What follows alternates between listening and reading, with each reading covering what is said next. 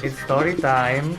Storyteller aku hari ini seorang aktor yang memulai karirnya dari muda banget, umur tahun berapa, 95 sekitar, mulai dari ajang pemilihan model cover boy sampai sekarang dia masih eksis dunia entertain dengan memaintain badannya pastinya, walaupun udah punya anak 3 loh. Anaknya lucu-lucu lagi. Siapakah dia? Jonathan Frizzy. Halo. Hai. Ayo. Apa kabar? Baik. Akhirnya kita ketemu setelah Akhirnya. berapa purnama nih kita nggak ketemu more than 1 year. Lebih. Iya, lebih. Lebih kan? Lebih, Beb. Gila, oh 2 tahun kali 2 tahun. sebelum pandemi kita nggak ketemu. Ya kan? Mm-mm. Apa kabar? Baik. Lagi sibuk apa? Baru Lagi selesai. sibuk, baru selesai syuting di MD. Salah ya? Ngeledek tuh. Dulu aku tuh Ngeledeknya anak MD juara. tahu. Banget Iyalah. lah. Kan kita lama nggak ada produksi, ya kan? Boleh cerita nggak awal mulai karir ke dunia entertain tuh gimana? Awal aku ikutan cover boy waktu itu tahun 95 di majalah Aneka. Terus itu juara nggak apa ya? Juara 3 apa juara best catwalk apa dulu? Lupa. Bisa masuk ke cover boy itu gimana? Kamu lahir di mana? Lahir di kandungan ibu. Ya, Aku lahir di Jakarta. di Jakarta. Mm-mm. Oke, kamu kebetulan punya om yang Kebetulan emang punya sudah Om di dunia Ben, entertain. Om Ben dia yang di dunia Ngajak. entertain gitu. Apa? Cover boy itu dia yang ngajak atau kamu sendiri? Dia yang masukin. Oke, Om Ben dia yang masukin masukin. gitu. Terus tiba-tiba aku dipanggil, Jong masuk final gitu. Gitu. Terus aku masih di Bandung itu. Mm-mm. Masih bandel waktu itu. Sampai sekarang. Maksudnya enggak ya, ini tapi beneran bandel. Terus Om Ben bilang daripada udah lama waktu itu kan aku tinggal sama ibunya Om Ben gitu. Opung aku. Terus opung aku bilang, "Ijong nih ini banget, bandel banget. Udah Gi, ajak ke Jakarta ditatar," kali gitu. Ya udah aku tatar lewat cover boy kali gitu. Beneran waktu cover boy kan aku ditatar banget tuh, sempet sakit gitu. Waktu itu aku sempet ditatar sama adiknya Sarah Sehan, siapa namanya? Ade. Iya, Iya, aku sempet iya. sakit demam tuh, tapi ternyata aku juara gitu. Ada kepikiran nggak awalnya tuh bisa menjadi seperti ini, main sinetron lah, bisa menjadi ngetop lah. Ada kepikiran ke sana nggak awalnya? Enggak sih, kepikiran nggak ada sama sekali. Waktu ikut cover boy itu ada rasa canggung.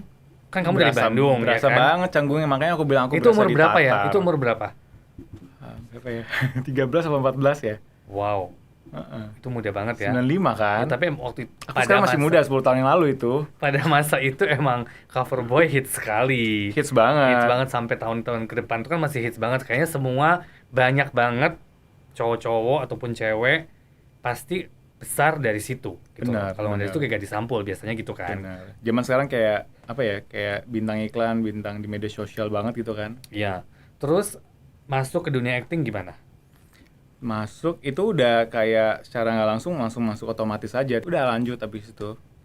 Lanjut. Itu Lanjut. langsung dapat peran dan menjadi Dapat perannya juga nggak gampang. Terus aku grogi banget, terus tangan dingin, nggak bisa ngapa-ngapain. Terus Om Ben bilang, udah Ijong pura-pura marah aja, marah ala-ala Batak gitu. Tiba-tiba aku marah, aku gedor gebrok meja, kaget gitu. Nggak tahu, tiba-tiba langsung terima aja habis itu. tapi tetap marah ala Batak ya, keras ya. Disuruh Ijong, Keras ya. Ijong agak marah gitu. Nah, selama itu kan acting, ada acting coach nggak sih atau belajar acting sebelumnya untuk Nggak bisa ada, sama masuk? sekali nggak ada. Zaman dulu tuh benar-benar belajar sendiri, Jadi otodidak langsung on location. otodidak langsung. Nah, kamu berkarir itu sampai sekarang sudah sekitar 20 tahun. Mungkin ya, ada ya. Ada perbedaan nggak sih cara kerja yang zaman dulu dengan cara kerja sekarang? Beda banget sih. Zaman dulu kan sistem syuting itu weekly gitu. Kalau Yes. sekarang kan banyak kan stripping. Ya ada juga sih film, FTV itu sama prosesnya gitu. Sistemnya. Cuman kayaknya zaman dulu lebih berasa syuting gitu. Kalau sekarang mungkin lebih kayak industri ya. Jadi kerja tiba-tiba lupa aja sama orang-orang gitu.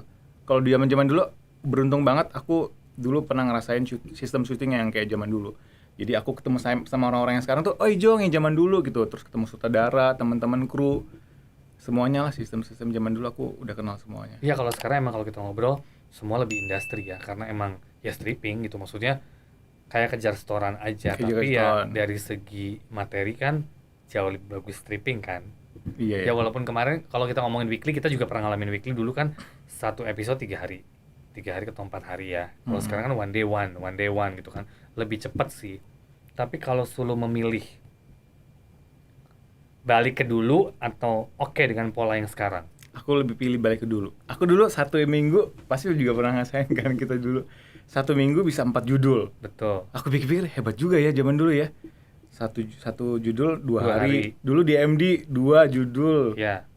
Seminggu berarti 4 hari. Iya. Sisanya PH lain tuh. Nah, Gimana itu aturnya gimana kalau- sih ngatur dan Aku pikir-pikir kalau ya ngatur gimana schedule- ngatur untuk karakternya gitu, nah itu bingung banget poin kan. saya, kalau ngatur schedule jelas kamu punya manajer semua yang handle mereka. Betul. Tapi untuk karakter yang kamu mainkan dari satu judul ke judul yang berikutnya kan berbeda. Heeh. Itu gimana? Itu dia tuh, makanya Adaptasinya. itu hebat banget tuh. Makanya mungkin aku kebentuk seperti sekarang kayak gini. Asik. Asik. Selama kamu berkarya nih, apa sih peran yang belum kamu dapetin? Ada nggak peran yang kamu pengen banget tapi sampai sekarang kamu belum dapet? Kayaknya udah hampir, thanks God hampir dapat semua sih. Aku pernah jadi cewek, pernah jadi cong, terus belum pernah jadi gay aja sih. Kan udah beda, nggak bisa di sini kan. Nggak bisa ya. Nggak Zaman dulu aku bisa. masih bisa loh. Waktu aku peran jadi cewek, itu aku disuruh pelukan kayak hampir ciuman sama cewek. Waktu itu sama Andre Stinky waktu itu, Andre Taulani. Iya. Masih ada tuh aku fotonya tuh. Aku jadi cewek beneran tuh. Nah, experience seperti itu kan membuat secara karakter kan lebih matang ya. Betul. Karena kan harus bisa memainkan berbeda-beda. Nah, kalau sekarang kan lebih ke stereotype. Peran kamu mungkin baik. Itu gimana? Bosen nggak? Ada Bosen. rasa bosen nggak? Ada rasa bosan. Makanya kemarin-kemarin sempat aku ambil yang antagonis, sempat yang jadi peran yang perempuan jadi-jadian atau peran jadi perempuan, aku ambil semuanya. Kalau ngomongin angkatan kamu nih, kan pada masa kamu tuh kan banyak sekali. Dan sekarang tuh mungkin sebagian udah nggak eksis, sebagian udah nggak tahu di mana gitu kan. Nah, bagaimana kamu memaintain diri kamu sampai hari ini sehingga kamu bisa tetap ada di dunia entertain dan tetap kasarnya orang masih mencari kamu lah untuk memerankan suatu peran. Itu apa yang kamu lakukan ke diri kamu mungkin karena kan you still look fit, you still look good gitu kan. Itu kan pasti ada trik mungkin orang pengen denger gitu loh. Apa yang kamu lakukan? Iya, aku banyak deket-deket sama orang yang kayak Pak Sanjay. Males gak sih dengernya? Tapi itu bener loh, Males. itu namanya link. Link itu perlu banget gitu dan harus berbuat baik. Aku juga nggak tahu sih ya, thanks God banget. Kenapa sampai sekarang aku masih dipakai, masih berguna, masih bisa berkarya, bisa bermain sinetron juga gitu. Aku sempat juga ada di titik terendah, maksudnya kayak, oh kok sempat lah ada beberapa tahun lalu, selama 1 tahun 2 tahun aku sempat nggak ada Nggak ada jobless tawaran, gitu, iya. yang ada sinetron. Waktu itu ada di PH yang sana semuanya orang-orang gitu. Sampai aku begging ke PH yang sana, aku begging sampai aku mohon banget gitu, kenapa kok kayaknya Nggak susah bisa, banget masuk iya. ke sana gitu. Tapi akhirnya aku doa dan tetap berusaha gitu. Akhirnya bisa juga dan blessing aja kayak hoki juga gitu. Aku sekarang masih bisa dipakai sih.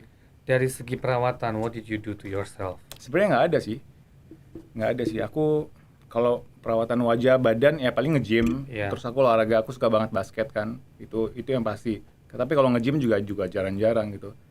Terus kalau perawatan wajah nggak ada sih. Aku nggak pernah pakai perawatan Nggak apa-apa sih. terlalu seperti itu ya. Nggak ada. Tapi tetap memaintain dengan mungkin makanan yang Tetap benar. happy, mungkin tetap happy, tetap harus keluar gitu kali ya. Happy harus tetap ketemu Tetap orang happy. tetap ya. Happy ya. Oke. Jonathan Frizzy dan kehidupan Kayaknya aku tahu deh pribadi. ketawanya karena apa. Karena keluarnya deh kayaknya. Di sini ada yang kayak tut gitu nggak sih?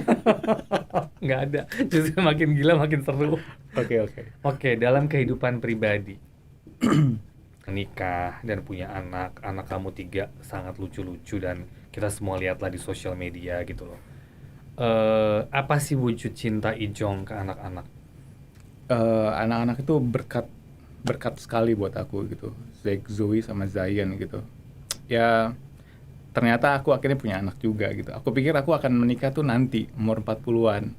Tapi ternyata umur 30 aku udah Menikah. akhirnya menikah dan punya anak. Ya sekarang tujuan hidup aku ya anak gitu. Apapun yang terjadi sama hidup aku, mau buruk, mau baik, itu buat anak. Yang buat aku semangat kerja itu ya buat anak gitu. 3 kan sekarang. Yang besar umur berapa? Yang kembar? Yang kembar Sekarang. Jack dan Zoe itu umur 6 tahun, yang paling kecil umur 4 tahun. Oke. Bagaimana kamu melihat cinta? Kalau melihat cinta, aku percaya cinta pada pandangan pertama. Aku juga percaya cinta, ntar diambil nih. Aku percaya kebahagiaan di hidup itu yang harus kita cari. Maksudnya apa ya? Aku sih mencari bahagia sih. Aku nggak butuh cinta. Aku yang penting happiness di hidup gitu. Happiness aku sekarang yaitu anak-anak, sama aku mencari nanti buat kedamaian hidup aku. Seberapa besar cinta kamu ke keluarga? Aku cinta banget sama. Oh, seberapa besar cintaku ke keluarga? Cinta besar banget buat anak-anak aku gitu. Sekarang kalau misalnya kamu lagi nggak syuting ya, kegiatan kamu apa sih selain sama anak-anak pasti itu kan? What did you do untuk ke keluarga pastinya? Eh, untuk ke keluarga ya, kalau nggak syuting aku suka ngajak mereka jalan-jalan yang pasti. Terus buat activity gitu, buat vlog juga buat anak-anak gitu. Aku buatin vlog buat anak-anak. Itu aja sih. Sekarang ngevlog juga berarti. Anak-anak aja. Tapi kan konseptor semua kamu yang bikin. Iya, aku yang bikin. Udah berapa lama ngejalanin itu? Udah setahun sih. Udah setahun ya. Tapi jarang-jarang aku buat videonya. Titik terendah dalam kehidupan kamu. Titik terendah. Eh, titik terendah itu dia waktu itu aku tuh dari dulu walaupun tinggal sama Opung sama Om Ben, tapi tetap aku tuh diajarin harus mandiri. Dan emang bener, karena misalnya aku tuh bukan dari keluarga yang ada gitu kan, jadi dari dulu tuh aku cari duit sendiri. Jadi apapun beban hidup tuh aku yang bener-bener tanggung. Aku nggak bisa misalnya minta tolong sama keluarga, itu nggak bisa, sorry banget. Karena ya aku tahu kapasitas keluarga dan emang mereka juga punya kehidupan masing-masing kan gitu. Itu dia. Jadi pada saat aku udah mulai kerja, udah banyak tanggungan, banyak cicilan, terus jobless, itu titik terendahku tuh. Karena emang aku waktu itu nggak bisa. Sempat waktu itu 1 tahun 2 tahun aku dikejar-kejar sama bank gitu waktu nggak syuting. Waktu itu mungkin kamu tahu kali ya. Terus yaudah akhirnya aku tetap usaha, berserah gitu, akhirnya dikasih jalan sih. Tadi kamu selalu mention tentang Opung ya, yang di Bandung. Saya juga tahu karena kita pernah ke sana. Orang yang terdekat dengan kamu lebih dari orang tua mungkin ya. Itu gimana tuh awalnya? Kamu emang tinggal sama dia? Boleh sedikit cerita nggak tentang dari kecil kamu gimana? Iya, waktu aku kan punya papa mama. Jadi aku dilahirkan umur 2 minggu, papa mama divorce, cerai. Akhirnya aku diambil sama opung aku gitu. Aku juga punya adik, tapi adik aku waktu itu diambil sama mama. Jadi waktu itu ada perebutan keluarga lah gitu. Anyway, aku nggak tahu itu detailnya. Yaudah sejak saat itu aku dibesarin sama opung. Di Bandung? Opung yang cewek ya, opung boru Iya. kalau orang Batak tahu gitu. Di Opung yang Bandung. cewek, oma di Bandung. Mm.